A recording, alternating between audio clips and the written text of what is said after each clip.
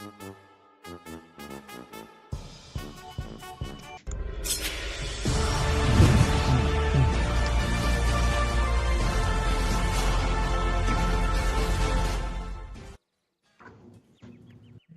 we are live. I am Mr. Brad Chester, sitting in the dark right now with my sound on YouTube. Good job, Brad. And with me, I've got... I'm Brian Horton, the judge of judges. Thomas Ogden, the new excited Ultramarine player. Known for his Ultramarines. Known for my expertise in Ultramarines. I just want you to bring all of the not very well known Ultramarine characters. You just bring in all the oddball guys. Just say screw it. Carmona in the house after his second place finish at SoCal, going undefeated with Chaos Space Marines. Woot woot! Let's go, baby boy. It's you. Way to go, Carmona. I feel like he's been telling us for a while. Chaos is really good. That is true. I was like, you know what? Fuck these guys. I'm just gonna show him it's really good. Pummeled on that shit too. Put up some big scores. Oh yeah, massive scores. Absolutely fantastic job. Crushed it out. Let's talk about SoCal for a start. Then we'll talk about the meta over the weekend, because we had a couple oddball factions which did really well at the top, but didn't put up a very good win percentage. So I do want to address that before we go also. So, but I even put up a heart for Carmona. Good job, buddy. Uh-oh. Slack Onion come with a $5 super chat. Well, which would you end up liking more, the knobs with the Pain Boy or those with War Boss? If you're only running 10 knobs, what would you bring? I'd bring a War Boss. The problem, the Pain Boy was cute and it was fun and it was useful sometimes, but in the end, that unit wants to beat the shit out of people, and it beats the shit out of people a billion times better with the War Boss with the +1 to hit, and the War Boss just has a million attacks in the WOG, so it's a big deal. Wait, Brad, did you not mute us when we were in our intro? Probably not. Okay, Tom even advertising for Well Painted Ultra, so they apparently heard me talking about buying Ultramarines. Oh no, we didn't hear it on that part. I was just saying, good times. Good job, hey, I'm a technological wizard. Good thing we didn't have some of our stupid talk like sometimes we have on there, because yeah, thanks, Brad. Look, man, I think I'm the only person here that's ever just read out my credit card number on a live Twitch stream. So... I mean, if it's been last week, Brad, don't know. You guys right on that one. Genius. You heard how desperate Brad was to make some money and things he was doing in Toledo. Besides, you gotta make a buck, brother. We had a lot of really I love the fact that we had CSM going 1 and 2. We had White Scars as number 3, DA from Boy Spath coming in. We had Blood Angels showing up number 5. Urich and Eldar coming in. Tyranids. We had a lot of different stuff. Admech in the top. We had Junior playing Leagues of Votann coming in 10th. I really like where the meta's at, to be perfectly honest with you fellas. It's very diverse, and I don't think anybody solved it. The only thing... Should we talk about the elephant in the room?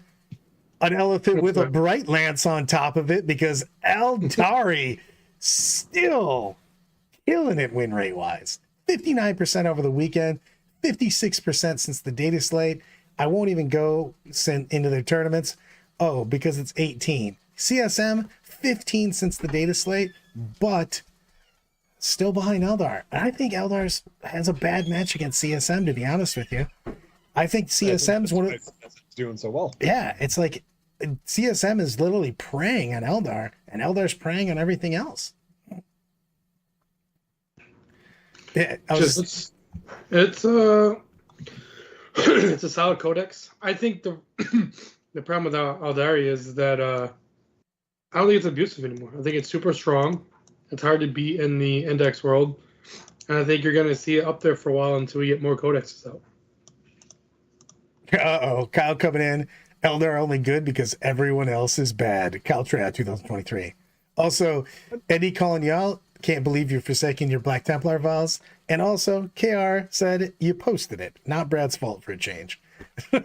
So no one I can mean, hear hey, I love Black Templars, but all I want to say is Ultramarines gives me first turn charge. And that's what I want. I in my mean, life. there's nothing wrong with that. Give me some Maggie in there with some aggressors and biologists, and I'm gonna infiltrate 9 inches from your army, and then I'm gonna move in advance. I'm gonna shoot you, and I'm gonna charge you, and that got me excited. And Deep Strike of Centurions, which is back to my Raven Guard days from 8th. So, yes, please. Baby. So is part of when we start looking at army lists and factions and stuff like that, where we see White Scars won, it's not really White Scars that won if there's 0 White Scars characters in it. Yeah, it was just advance and It's charge. detachment. Yeah. We got to start looking. I mean, hopefully, Best Coast pairings and everyone else kind of gets on board of faction instead of just, hey, here's a faction. It's faction, detachment, and then if there's specific characters having something attached to it. I hope that's something that gets into the code at some point. Let's screw it. We'll just go into that. We'll go back. We'll circle back on the Eldar thing in a moment. But because I don't like to pay attention to one thing for more than a minute and a half at a time, Space Marines, where are they at right now? Because they had a bad win rate, but they won a decent amount of tournaments, and they also had multiple X and O's. As I have said on multiple occasions, and will continue to say so, you put a good pilot in with a good army, they can win events. And as I dug through this data this afternoon a little bit, kind of looking at lists, the thing that I saw come up the most was experienced pilots with a good army with decent rules did well. And I think that kind of shows that good pilots can pilot the quote-unquote not viewed as the greatest armies to wins on a continuous basis. Well, the thing is, in my opinion, Space Marines, I don't know, there's a lot of good lists in that book, and I think it's a solid book. I like it a lot. But at the same time, it's going to have people that's going to win a lot of events with it, but it's going to have, in my opinion, a low win rate because it's the most popular armor by far. Yeah. A lot of casual players have Space Marines because it's the poster boy of Warhammer. So you're going to see a lot of people take their Space Marine armies out just to have fun. So I think it's one of those armies that's going to have a ton more players on it. They ain't there trying to go X and 1 or even win the event. They're there to just go 3-3, and they're happy that way. So, but you're also going to see some players get on that book and win some events. I think the Ultramarine list I'm working on is very strong, very fun. I also like the fact that it's not abusing like armies in the past where you're just spamming 2 to 3 units as much as you can. I don't think there's anything I got in my list that's taken more than twice. It's like 1 or 2 things. Oh, well, actually, my infiltrators. I'm taking 3 infiltrators. But whatever. That's, I like me some infiltrators.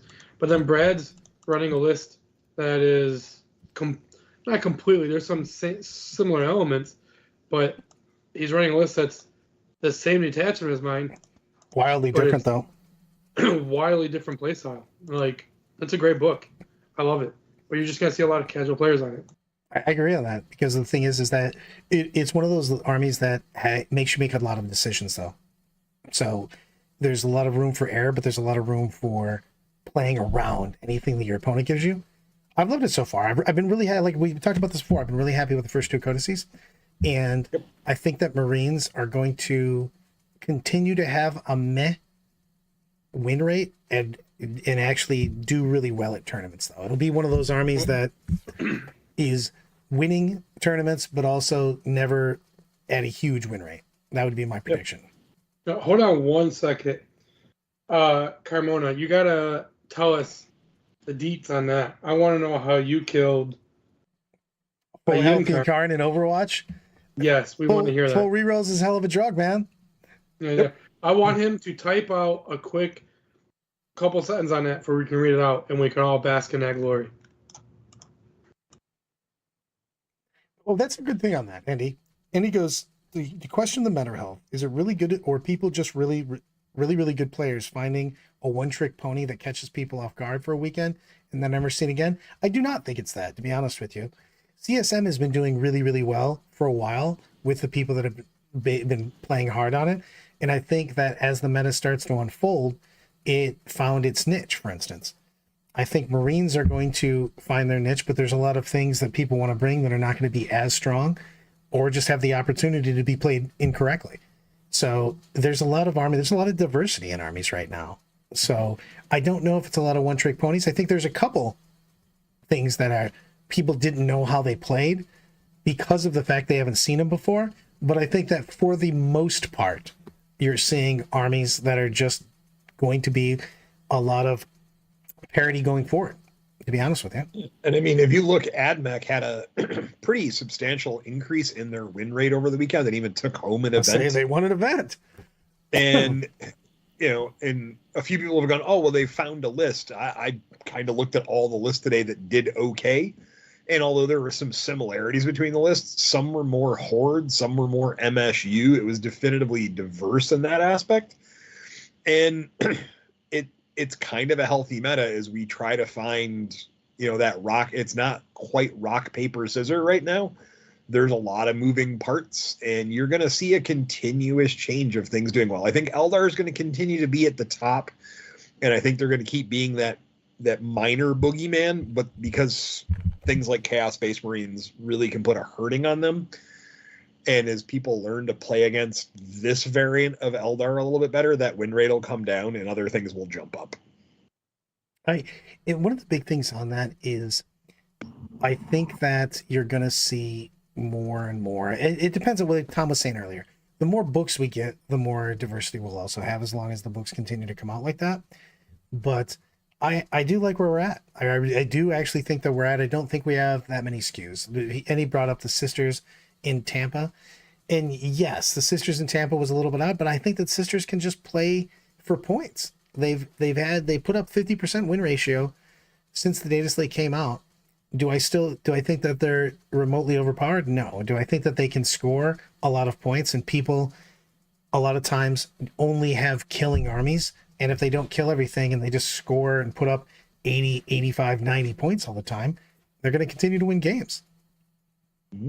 Yeah, and I think we talked about it a couple episodes ago. I think GW took us from one of their most balanced editions they've ever had towards the end into an absolute shit show of an index hammer, which you can't really blame them on. There's a lot of things in an index hammer you can't really balance out, and I think they're trying to get through index to get the codexes out. But I think they've done their best job of ever listening to the player base. And do I think the data set they gave us was perfect? Absolutely not. But do I think it's the best data set we've ever seen from them? In my opinion, I think it was. It addressed a lot of the issues in meaningful ways. And the codexes, I think the codex is coming out. If this is a sign what we're getting in the future, I think we're going to be better off in 9th once we get like halfway through the codexes, in my opinion, because they're not bringing out creep hammer. They're bringing out balanced codexes that have some play to them, but nothing absolutely broken that we've seen yet. Even anything that's coming out that's been like teased. I mean, maybe the monolith thing, but we don't know how that really works or what, some more things on there. But I don't know. I think we're in a good place right now. Okay. I think we're going to continue to get to a better place. I agree on this, and it does have a good point on this because she goes, yep. Will the casuals smoke screen up the tops and not let us have the balance that we need? I don't know on that, because I don't think that they are going to be OP in the first place. Are certain things going to sneak through for a while because their win rates aren't going to be high enough? And that's one of the biggest things that GW looks at, probably. But as long as they don't feel oppressive, because GW said for like a long time, this is from GW, that they're more concerned about feels bads than they are about OP. So if there are something that's in everybody's list that they consider to be feels bad, or they consider to be just a little too oppressive because it's always in a list, they will go ahead and nerf that no matter what the win rate is. Mm-hmm. I want to go over Carmona's story now. Throw it down, because that guy gets beat up. For this. Anytime you kill something in Overwatch that scares the incarnate, it gets me excited. Only because every time something happens, I practice on Brad, like, I'm going to go for it. It's like, Tom, don't do that. It's a waste of CP. It's like, no, I'm going to kill it. And I always do. So So I see someone else go with it, I'm happy to see it. So Night Spinners killed a squad of Noise Marines about inches away from my Blitz. Yin Kun teleports immediately to get a charge off on my Blitz/Castle. I rolled 9 shots, ended up with 11 wounds at 6 damage. Fucking chaos. He rolled the saves 9 one shots, at a 11 time. wounds. Yeah, I rolled saves one at a time and just couldn't get it done with rerolls and fate dice. Well done, Nice. Carmona. Well done, you beautiful baby boy. I would agree on that, Austin. The core of 10th looks to be the best edition of a setup for the onset. Yes. As far as And something I- that gets going. I know just what you're saying is going to be a while until we get to the halfway through enough 9th codexes. I agree, it's going to be a little while, but they're making it a better ride and addressing things as we're going. I know we're Well, not if going to you see look at another. it, that Are they- roadmap they've put up, right? So we got the two more codexes this year, right? So 2 months, 2 codexes. They've got 6 codexes listed as spring next year, which tells me pretty much 1 a month. If we were to say that spring goes through June, that's a pretty quick turnaround with books popping out. Yeah, I'm worried. I'm excited but worried at the same time, because when you put out a mass of stuff, is it going to all have that same multiple armies that are viable and not OP? That's the thing, is viability plus not being ridiculous is hard to maintain. You know what I mean? So hopefully they do it. Metamundi makes a good point on that. He goes, example of the guard. Never OP in 10th. They've cut point hikes and rules nerf each change that's come out. 100%, because they saw that the same stuff was in every single list. They're really big on that, by the way. If one unit or rule gets spammed in every single army, they will just nerf that thing. You know what I mean? So that it's not Well, the only thing. I got 2 things to say on that. First, Meta Monday, what is your first name? Because we seem to reference you a lot, and it just seems weird we're referencing your website. And we'll always give you shameless plugs. I think your website is a work of art, and we use it a lot for what we talk about. So we greatly appreciate all your hard work and effort. Secondly, I hope you're recovering well, because I wrote on your page today that you had to go to the ER last night to get some food out of your throat. It looks like stuck food. So hopefully that is healing well. And but let us know, Joe. There we go. Easy Thanks, peasy. Joe from Meta Monday. We will always plug your website for you, but we hope you're healing well, brother. Indeed. They go into the lighter thing. Or if Anna and Brad cook up Brad taking Bubble Chuckers to Nova, and then they get nerfed. They did. They caught a 5 or 10 point increase. I was like, why? What you're going to see is you're going to see stuff like, if you look at every Chaos Space Marine list right now, right? All of them have obliterators in them. Every one of them. So I expect those to get a nerf of some sort. And that Overwatch story with Chaos Space Marines, I'm noticing that a lot when I'm reading reports or talking with people. They're like, oh yeah, well, because I have exploding 6s, when I do Overwatch, if I get a hit, it's, 2 hits or 3 hits, depending upon, what army it is. And I see that potentially catching something somewhere along the lines. Just an FYI for people. I want to tell you, this is one thing that I want to point out. In the beginning of 10th, until right now, when would you ever have thought, hey, let me read out the top armies. Ready? You got Eldar. Cool. They're there forever. CSM, Sisters of Battle, Leagues of Votann, Drukhari, GSM, War Leaders, Black Templars. In order was this week's win percentages. Yeah. I mean, It's all over the place. that's crazy shit, man. And we don't have really bad. No one's getting crushed in win percentage. Sans, Custodes, and currently Imperial Knights. Necrons are down at 40. I still don't understand that, because I feel like they have a lot of play, but I'm not playing Necrons. I just think they have play, so maybe I'm completely full of shit. So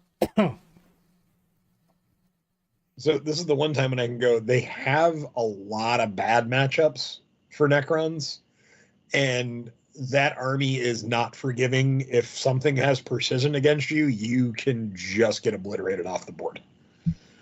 which can be very rough. Sisters meta incoming. Paint Celestine calling it. The great seer, Paint Celestine. Looking into the future. Hey, we got Mikey Mike in the chat. How was SoCal, brother? You're probably what? Did you get home yet from driving there, or are you still on the road? No, he's got to be home by now. I'm assuming so. He's going from San Diego to Vegas. He's not going completely across the country for a change. Oh yeah, that's right. He lives in Vegas now. Yeah, You're right. I gotta give Mike some props, man. That guy's a road warrior. Oh yeah, he is. I'm just assuming he's not even driving anymore. He's just like the dude on Fury Road. He's just playing the guitar with the flames shooting out of it on the expressway. I mean, I'll never forget how I met the dude for the first time. We were going to ACO. Dude's flying down the street. He sees you. I don't know. He must have looked at his co-pilot like, take the wheel, because I gotta climb out this window, stick my torso out, and scream Brad's name as loud as I can to get his attention. Waving bottles of wine on the side, dude. Yes. Get the shit out of me, but Oh man, it's always a good time. One of my favorites at the tourneys, man. That's the thing, is that's what I love. I'm gonna be going to this stuff until the day I die, because I just love everything about the tournament experience. We're talking about the meta, but man, tournament experience is where it's at. So one of the things that KR brought this up in the chat, what happened to Tyranids and Tau is his question. Why did they drop so far down? Tau, I can give you a quick explanation for. Tau is an army that is really, really powerful. But if you make some bad decisions, people can put baby in the corner. You can have some point scoring problems. They have one of the biggest damage in the game. Arguably, CSM or Tau are 1 and 2 in just total output on any one given turn. But sometimes Tau can get jammed to the corner. If you make a couple bad decisions, things happen. So I think that's another one of those armies where the elite players are going to have big success and other players are going to struggle, because it is an army that you can get punished. Tyranids, I don't know. They're still not winning bad. They're 47% of 48% since the data slate. But that's an army where I feel like they have so many options that maybe it's too many options, to be honest with you. You can't really focus it down to one winning. Manic just put up a good thing. I actually think that's the reason, is there are a ton of new Tyranid players, right? New in the Leviathan box set. First codex out the gate, lots of new players hopping on board, a lot of people experimenting. And if you are getting coaching service from people and you're getting a copy and paste list that they took to an event and did really well with, and this is, I've gotten this from someone who gets coaching from one of those places, is that's a hard army to play, right? It's very difficult. Synaptic Nexus is not the easiest. It's got the biggest upside for things, but it also, if you move one piece wrong, you can get caught out of everything, and it's got a big downside. And a lot of people are experimenting right now, trying to find something that fits their play style and is good at the same time. Trust me, I'm going through the same thing where I'm struggling trying to find that thing that finds my blend of what I want to bring to the tabletop, as well as plays with models that I enjoy, which is, to be honest, becoming difficult. Austin has a point on that, though. The thing is that one of the biggest things is people that, like me, that bounce from army to army, want to see what the hell's going on for anything. They're going to have win rate up, win rate down, depending on if a lot of top people are playing them. A lot of people just like playing the new shit, whether it's OP or not. I like to be, I'm a small child, so I need something new and shiny every couple minutes. So it's big on that.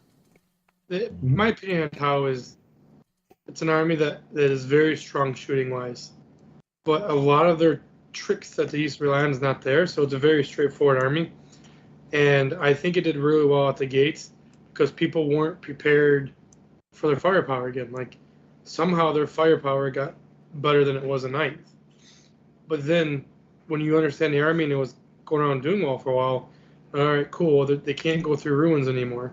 So even though they move 18 inches, they still move slower than they used to. So people just don't understand how to play against the army. And can it win? Absolutely. I don't think it has as much juice as some of the other codexes to reliably go, X and O. I think you'll see a lot of X and 1, X and 2s, because if somebody understands the mechanics of army, they're just going to play well against you, hopefully, And if they know what they're doing. And Brad, nothing against people like you that have the ability to jump army to army, learn that army really fast, and get it up and running on the tabletop. In many ways, you are a unicorn, and there are not a ton of people that can do that. The faction specialists that we've seen do really well this edition at things such as with Sisters, with Tyranids, with Votann, those people who have now learned their army and have spent the last 3 months honing it, getting their craft down, knowing what their army does, knowing what their units do against certain other plays, are kind of starting to creep up in the wins more than the people who do hop from army to army day in, day out, who don't really learn every aspect of that army down. I'm noticing that while reading results and looking at things and kind of tracking where people play. The more faction specialists are winning and getting higher X and O's and X and 1 spots than I want to say ever before, because they're learning that in-depth play of that army.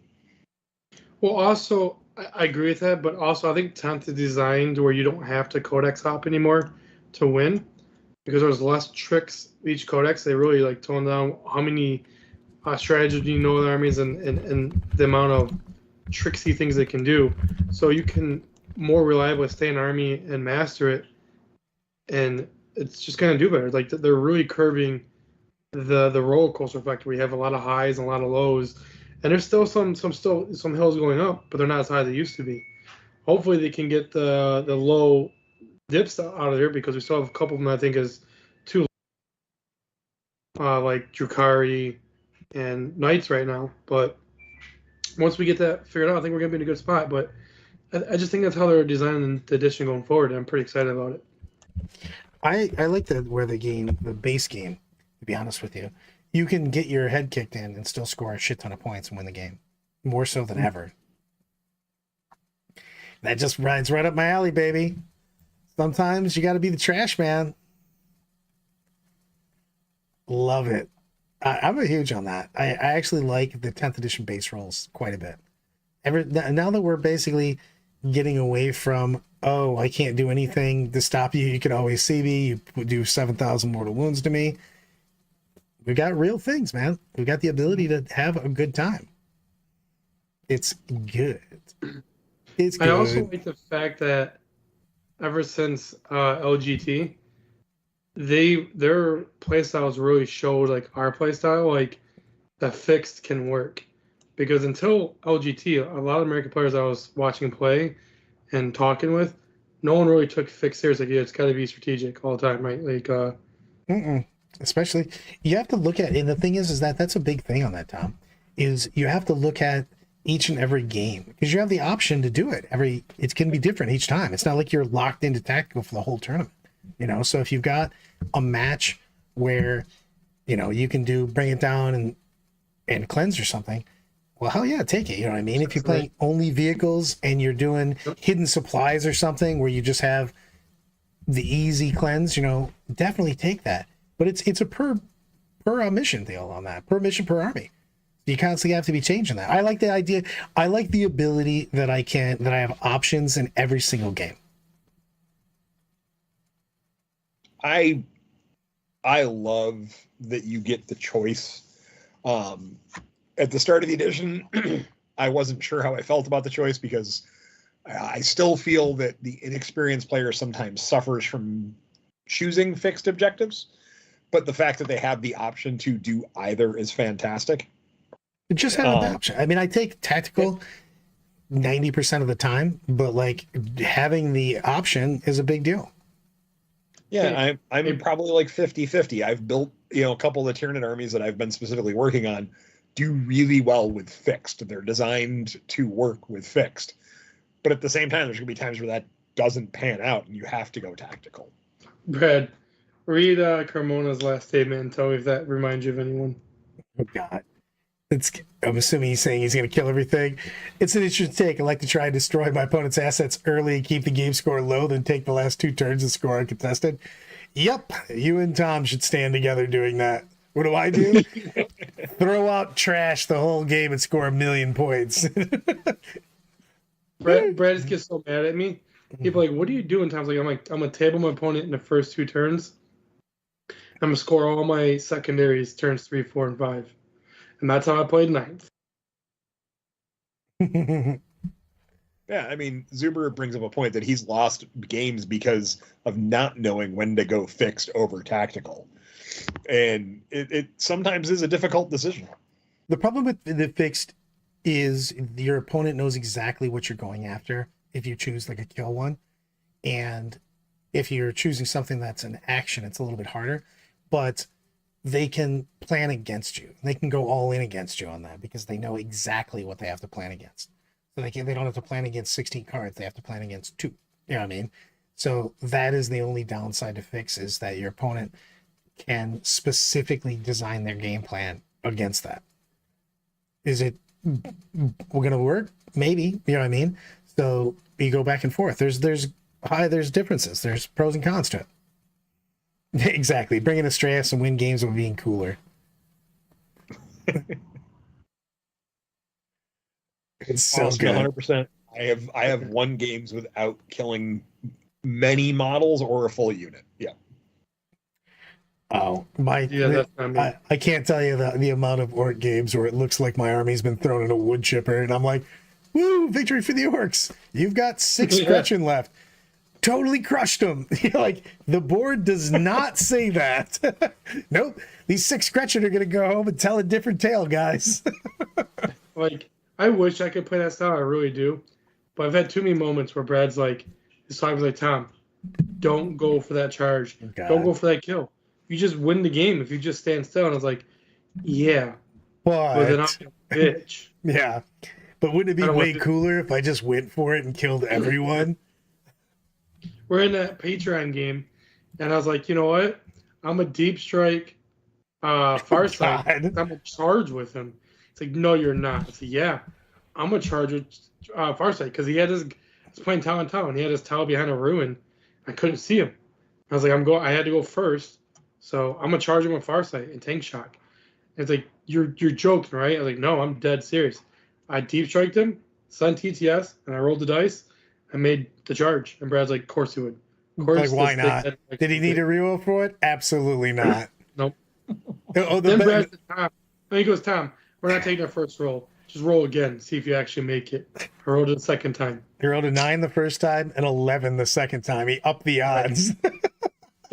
Somebody laughed at me the other day when I was talking with a couple of players, and one player got really discouraged and rolled his dice and failed. The other player was super confident rolling his dice, and they came up his favor. And I'm just like, yeah, sometimes you just have to make the dice believe that you're going to make it. The better part was, I go, well, let's see what would happen if I would have had to make the charge. And we got like 10 rolls deep, and I was like, see, finally made it. I just needed that normal 10 reroll turn. I would love to play narrative events. They look like the best. Same thing, man. I've been saying this for a while, that we should be doing more narrative stuff. The scenarios seem awesome. I'd definitely be a Space Marine player, because I would go for the most ballsy, off-the-wall stuff. Like, who says if we take that bunker, we might win? You would 100% always be on the scenario part where you're basically put in a huge hole and you're not supposed to win. You're just supposed to survive. And you'd be like, nah, let's just table them. Yeah. So my 2,000 points against their 4,000? Easy peasy, boys. Let's do this. Probably win by 3. Thumbs up. Let's do this. Suns out, guns out. Let's do this. Jesus. Leroy Jenkins. So looking at the meta, guys, and looking at the events that got won, did you guys get a chance to look over any of the lists that were out there? Some. I mainly looked at factions on that. That would require reading. That would require leading. So what I want to talk about the Dragon read. Slayer Open list, Tom, because you kind of inspired me to look at this one. I only read Joe's stuff from Meta Monday. For those who haven't read it, please go to 40kmetamonday.wordpress.com. He's not a sponsor, just an angel sent to us to guide us in this way. An angel sent to us. That's right. So Dragon Lairs Open, which was in Texas. This is an actual Ultramarines list that won, so I thought Tom might be interested in it. So the name of the list was Make Calgar Great Again. So it was a lieutenant, heavy bolt pistol, mastercrafted bolter, power fist with fire discipline, lieutenant with mastercrafted power weapon, neo volkite pistol and storm shield, and the artificer armor, lieutenant and phobos armor, lieutenant with combi weapon, and Calgar himself with his Victoric guard, blade guard squad, brutalis dreadnought, gladiator Ooh, go with lancer, the punchy dreadnought. Oh yeah, gladiator lancer, big hellblaster squad, an inceptor squad, an incurser squad, 2 infiltrator squads, a scout squad, and a whirlwind. Yeah. I have a gladiator. I have 3 infiltrators, and I have Calgar. That's all our list is the same. Yeah. And that's one of the things that I'm finding interesting about the meta right now is that the lists can vary significantly and still do very well. What detachment is he in? That was wrong one. Hold on, let me get to the right list again. That was a Gladius. Yeah, for me, like, I want to play Ultramarines. I want to bring Calgar and a biologist. I'm going to put him in some aggressors. Go for that first turn charge, kill something, make my biologist 9 OC. So I'm taking your objective from you turn 1, if it all goes to plan. Having the Phobos Librarian attached to one of my squad's infiltrators that you can't deep strike. Brad Tech, by the way. Brad showed me this, what I'm talking about here. But you put him in a squad infiltrator, so nothing can deep strike within 12 inches of him, and nothing can shoot him unless they're within 12 inches of them. So they're a very reliable objective holder, screen out some zones. And then also got me a gladiator, aggressors obviously, a squad of inceptors, 3 infiltrators. What else I got in there? Oh, and then don't forget Uriel, because he makes my Centurion's deep strike, which is awesome. Love it. A couple other things, but that's pretty much my list. It's all about first turn alpha striking with a lot of shenanigans throughout the game. So I'm excited for it. Phobos Kill Team. You know what? There's some new stuff coming out. What do you guys think? I'm going to wildly change what we're talking about. When are they going to put goddamn Fulgrim into 40K, not 30K? Because Never. I don't believe that. Don't you put... I 100% want to go with never, because they would not have made that Ascended model in resin if they were planning on putting him into 40K in plastic. Don't you put that evil on me. I don't like that at all. I put that evil on you. Listen, I'm still in the mindset, and I'm sorry, Kimona, I love you, brother. I'm still in the mindset. I think 40K would be much better off if we squat off the Chaos Space Marines. No one really cares about them. Get them out of here. Give us no Loyalist Primarchs. Who gives a shit about Chaos Space Marines? I think we're going to get another Loyalist Primarch back first, and then maybe in like 11th we'll see another Primarch for Chaos, but I don't think anytime soon are we going to see Fulgrim in 40K. You want to know how much I like Chaos Space Marines? So Breton was trying to convince me to play Chaos Space Marines, but he did it in a very smart way. He starts talking about the Chaos Space Marine list a couple months ago when it was like a new hotness and no one really understood it, and very few people had the genius of Carmona to understand its true strength. And I think Carmona told Brad about his list. Brad told Breton, and Brad's like, Tom, this army is perfect for you. It plays a lot of things you love. So I'm talking about all these mechanics. I'm like, yes. Oh, I like this. It does this. I'm like, absolutely does this. I was like, oh my God, I need to play this army. What is it? Okay, hear me out. Chaos Space Marines. I was like, nope, dead to me. Don't care. Don't care. It's dead to me the moment you told me it's Chaos Space I love Marines. that he literally had you at every single rule they had is exactly what you wanted. And then he said it was Chaos, and you were like, I'm out. Yep, yeah. Like, he had me basically drooling. I was like, I got to play this army. This sounds a lot of fun. It's exactly how I want to play the game. It's like, and here's the best part. Hear me out. Chaos Space Marines. Like, nope, done. I'm not playing it. Never. Mic drop. I do love the Playmaker. I didn't know a person could have such a bad opinion.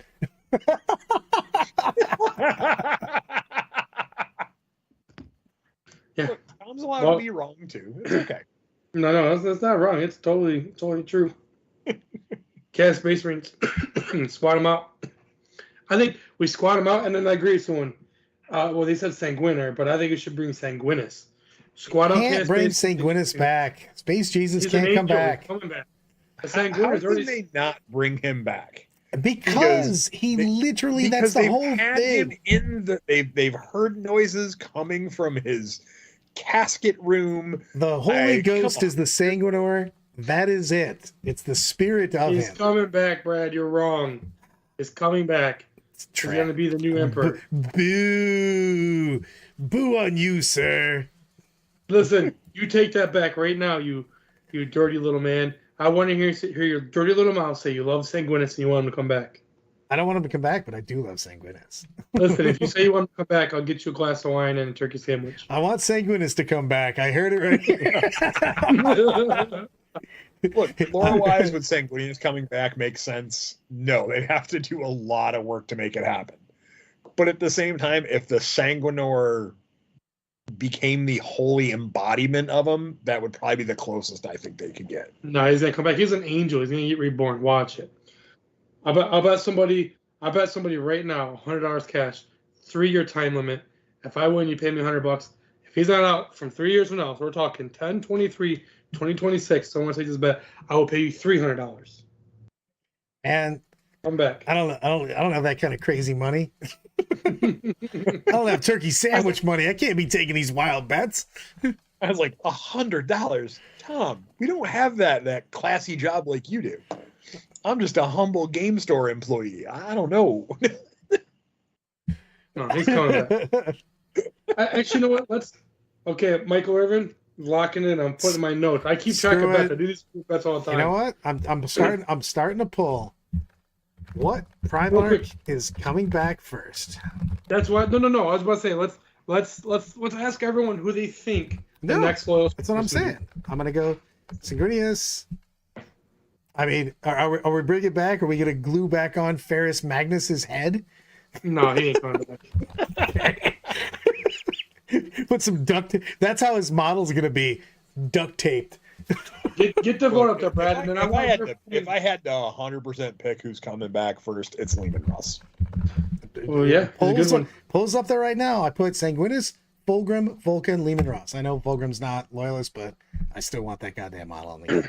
I think Lehman Russ has the most sense to come back sooner. But How is he not already back? They literally had the whole story ready for him with the Wolfen, the 13th Company coming back from the Eye of Terror, and you were like, man, the Russ is going to be right behind him. And then you were like, all right, maybe like a little bit farther behind him. Okay, he'll be back any day now. Oh, man. All I know Well, they is- set up I both can Vulcans. usually say the one I don't want to come back is Rogel Dorn. Ugh, oh my god, ugh, That's the one that I'd be like, no, I'm good, thanks. boo. yeah, I can't be your guys' friends right now.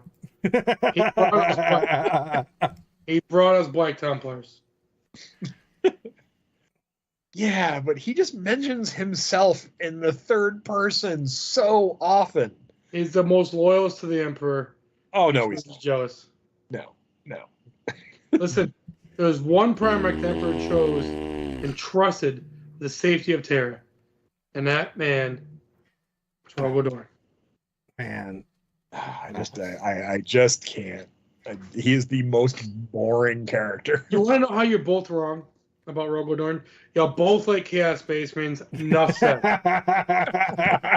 Yeah, fuck. Hey, No look, wonder I why am you don't like him. purple and has You don't 4 like- arms, so I don't know what you're talking about.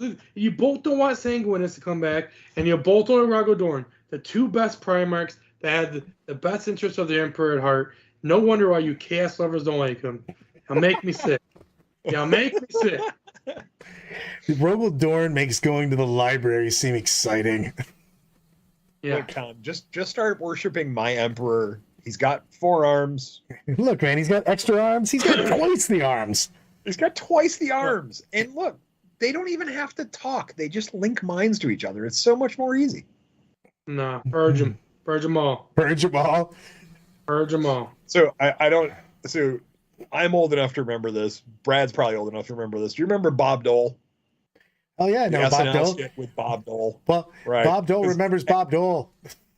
Exactly. Every time I hear Rogel Dorn, that's the skit I picture in my head. As Oh I'm God, Rogel Dorn. I'm never gonna Rogel be Dorn able. does Rogel Dorn I proud. have all of those on Rogel Audible Dorn has books. been good at I Rogel can't even Dorn. hear those Audible books now because that's all I'm gonna hear.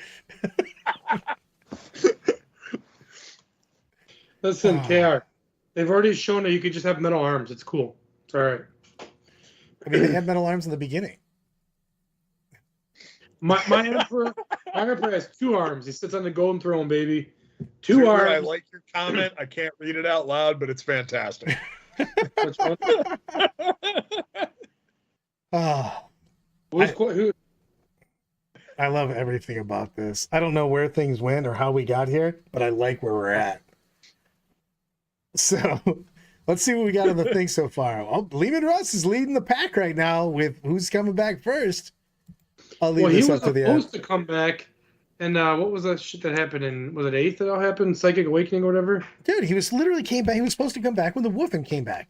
The Wolfen came back. They were supposed to come. The 13th Company came back, and they were supposed to come back out of the Eye of Terror. And you were like, Lehman will be right behind him again. And I would have bet big money on that. At least $350. I would have bet money that it was Lehman Russ was coming back. Yeah, his 350 is not 350. It's $3.50. Everyone.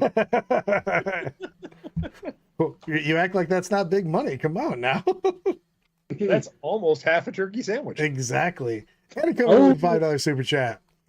Let's go. Lehman better come back as a giant werewolf, fully woofed up, and everyone thinks he's a demon, but he's totally loyal werewolf or nothing. I would love that. I like. You could come back as a Odin the werewolf kind of thing. That would be sick. I like that. I need to find that. Someone needs to model that up immediately. That seems awesome. I mean, exactly. Full whiff and equal mutation equal chaos. Let's talk about the fact that if Corex comes back, he's literally 1,000,000,000% a demon prince, and no one refuses to acknowledge it. He's been a demon prince for a while. He's totally a demon Primarch. He's like, no, totally loyal, dude. Is that how Lorgar is coming back? Oh, screw Lorgar. I would rather have 20 Rogel Dorns than Lorgar. I mean, look at there's making fun of a Primarch, and then there's the real scum of the Earth Primarch. I'm just saying. Get rid of Chaos Space Marines. Make 40K great again. He's gonna come back drunk, ran with attacks for sure. That would be how would you hilarious. ever play Dark Angels again, Ogden? What'd you say?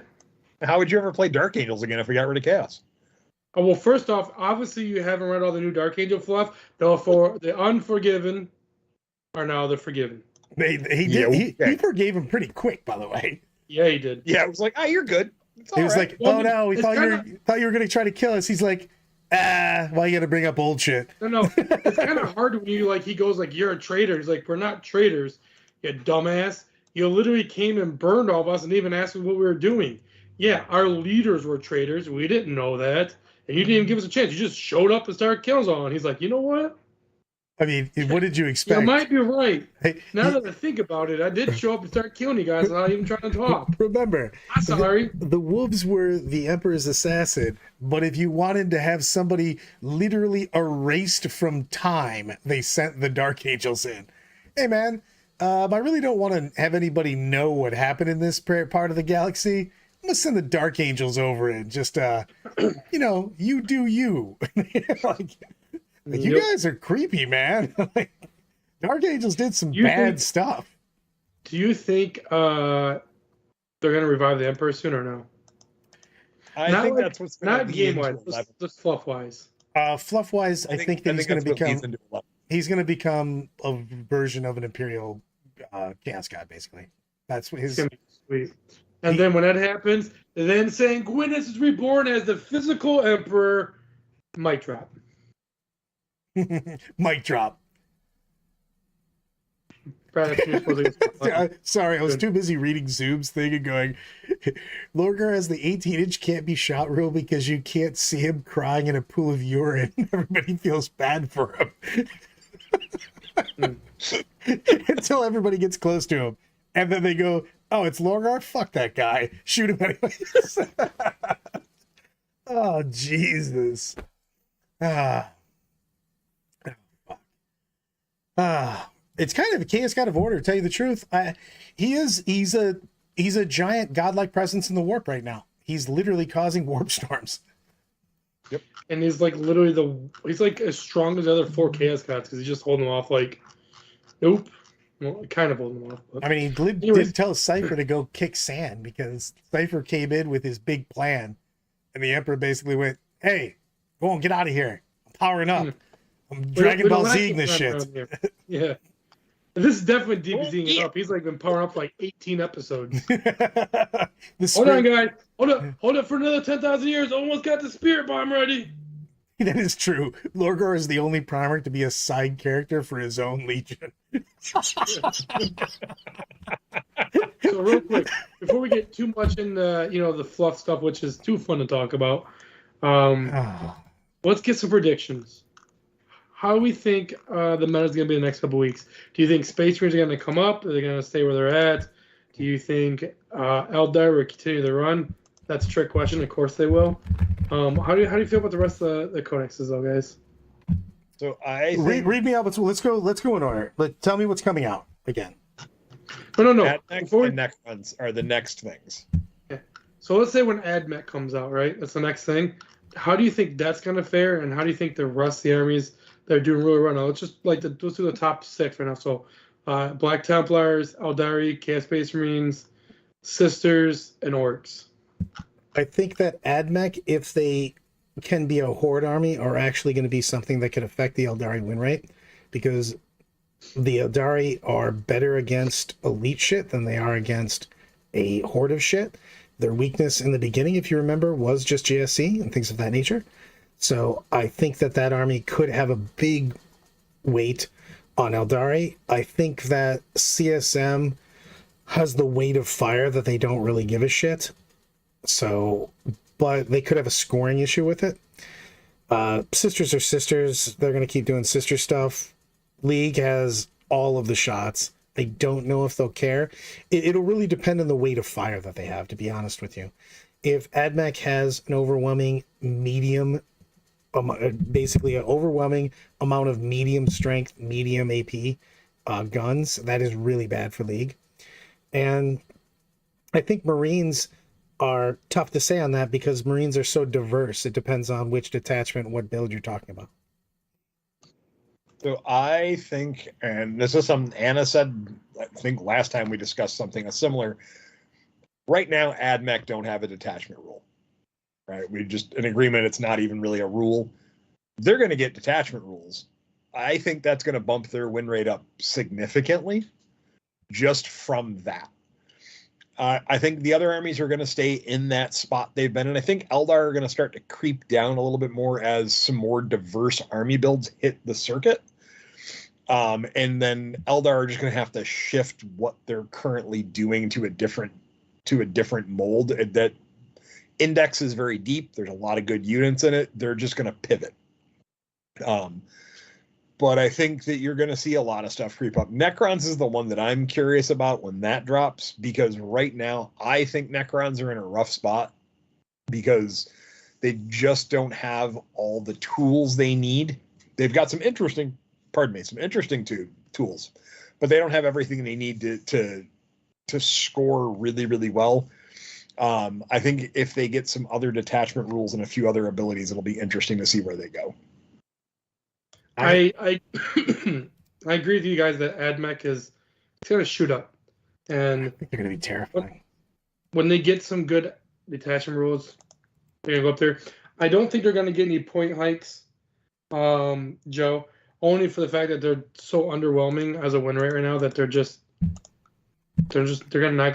can't, in my opinion. We'll see though. Maybe I'm wrong, but I honestly think we have a chance the next 2 codex coming out. Once like Necrons come out and we give it a couple weeks for Hobby Lag to kind of catch up, I think Eldari will start to go down in win rate. I think a lot of players who are playing them are, at least the competitive players playing them, like the super hardcore players, are going to get that, new shiny. And you'll see some of them leave Eldari to go to some of the new codexes. and I think you'll see that slump a little bit. Not too crazy about, but I think as more and more codex come out, the more players that'll stop playing them. So maybe I'm wrong, maybe I'm right. Maybe I'm hoping, wishlisting it, but I don't know. I'm excited. I hope to see.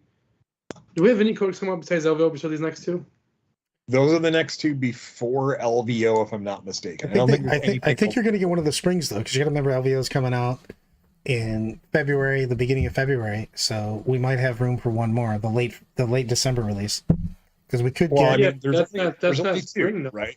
So there's only two in the winter fall, and that's Necrons and Admech.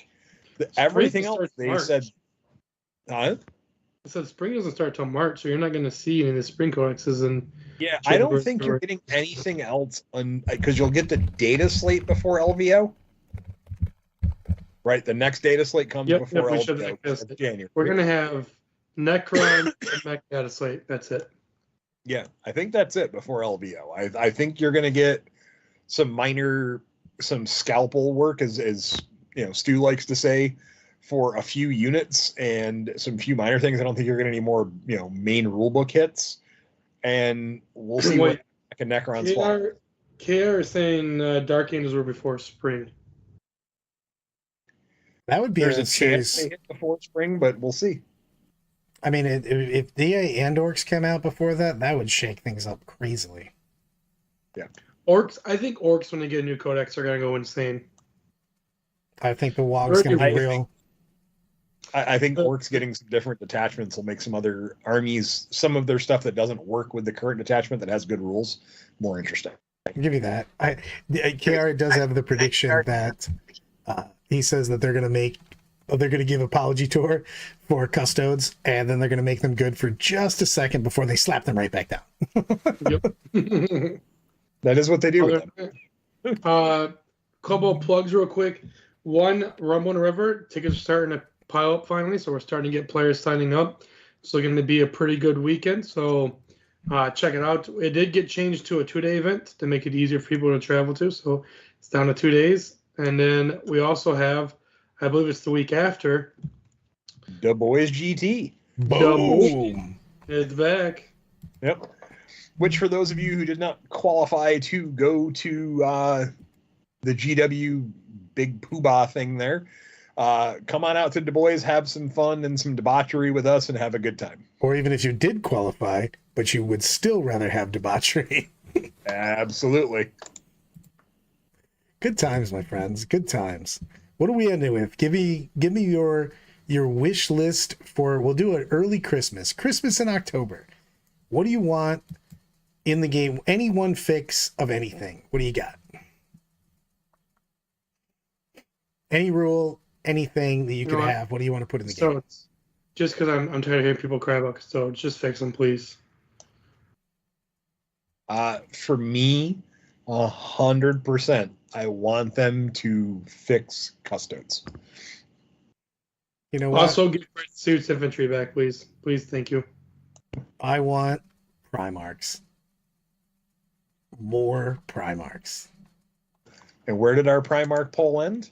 Primarch poll ended with Lehman Russ eking out the win. He came out to a big lead early and then started to no cardio, but he still pulled out with 38% of the vote.